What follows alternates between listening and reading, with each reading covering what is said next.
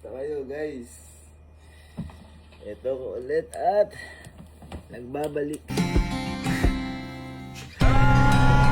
Nakakatuwa kasi siyempre sinapukan ng mga kapatid mo. Ang kanila ka sa akin. Oo naman.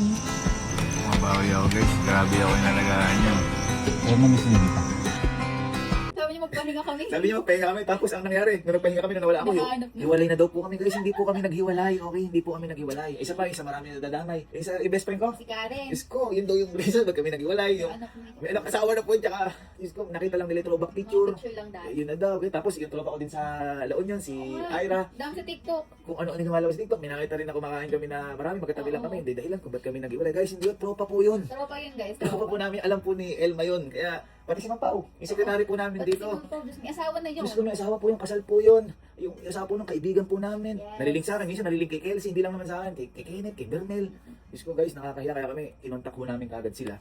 Kasi hiyang-hiya po kami. Actually, natatawa lang naman po sila sa mga nangyayari. Kaso nga lang, kami nakakahiya kasi hindi po nila alam na nadamay. At hindi lang po yun, marami pang... Kasi may mga comment ng tao. Ang dami pong kinokonekta. Kaya baka huli na po namin yun na kasi nakakatakot. Ang daming nangyayaring hindi totoo. Ayun, thankful ako sa tao na to kasi isa, habang nagkakaproblema ako, siya talaga yung madaig pa ni nurse. And kung ba't ako nag-vlog ngayon dahil sa kanya. Kasi honestly, hindi pa ako okay. Alam mo naman yung love.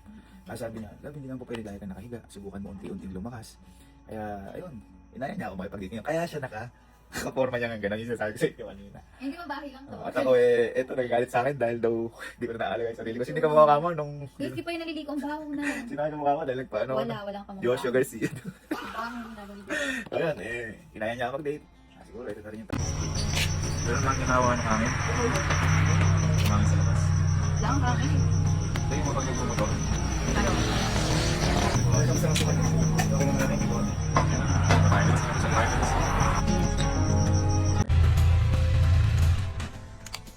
Thank you, love. Akala ko ba date mo ako? Oh.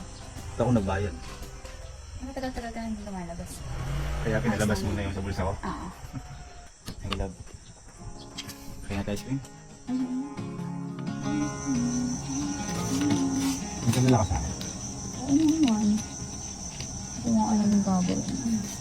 Kasi first time natin lahat eh. No? Encounter. Nagayan. Oo. Pero kayo hindi kasi dito yung city. Ay, si Papa ko. Pero ibigay Papa, tinatak ko sa hospital talaga na Pero kalmado ako nito kasi si tita. Baka mag-anon. Kaya ako sa alin. Eh wala pala siyang may ginawa niya si Kalo. sa ilang araw na yun. Ano yung, ano ko nun? Down na down? Ano? Ano yung tsura ko nun? Ako ba si Gaby nun? Hindi. Pero na-miss mo ako. Hindi na. Parang gusto ko nang mamatay. Ganun yung pakiramdam.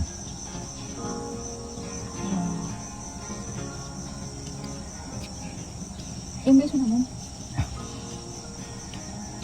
Kasi wala akong maihi, wala akong madumi, kasi wala akong nakain. Hindi lang ako kumakain. Pero na-miss din kita. Saka, sisisi ako sa mga nasabi ko nung wala ako sa sarili ko.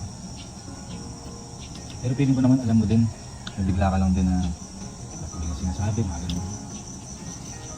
Pero bukas, pahinga muna ulit ako. Parang ano muna, pahinga, larga, pahinga, no? At least umuusan. Gusto na talaga ako. Pahinga tayo. Si Ali naman bahala sa akin bukas. Mga ganun pa lang. Tara. Sorry po. Ako na ulilis yan. Ano?